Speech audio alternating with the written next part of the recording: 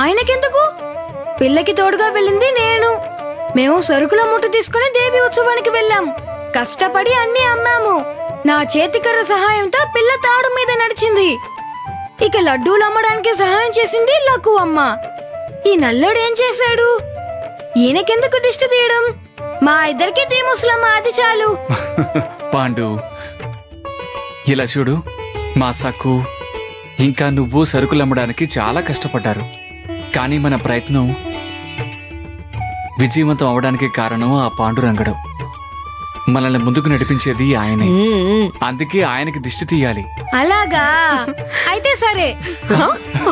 బాలమేధావి, కదలకుండా నించో, దిష్టి తీస్తాను. అత్తయ్య గారు, కాస్త ఆగండి. ఇలా ఇవ్వండి నాకు.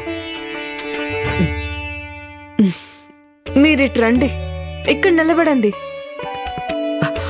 అరే, నాకెందుకు? మీకు దిష్టి తీయటం కూడా చాలా ముఖ్యం. ఎందుకు ఉమా? నేనేం చేశానని? చాలా చేశావు అమ్మా. నీ దగ్గర ఉన్న 8 రోకల్ని ప్రాణాలు పణంగా పెట్టి కాపాడావు. మీరు దొంగను అడ్డుకోకపోతే నిండా మునిగిపోయేవాళ్ళం.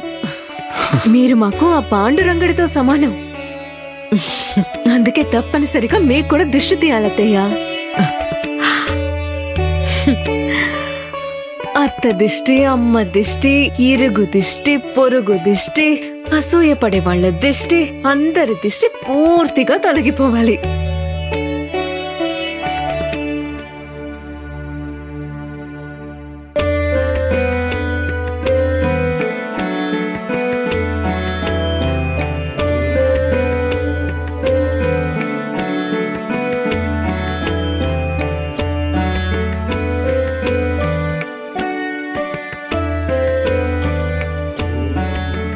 ఏంటి దేవి, వాళ్ళు నీకు దిష్టి తీయలేదని నువ్వు బాధపడుతున్నావా? అదేం కాదు, ఆట పట్టించకండి.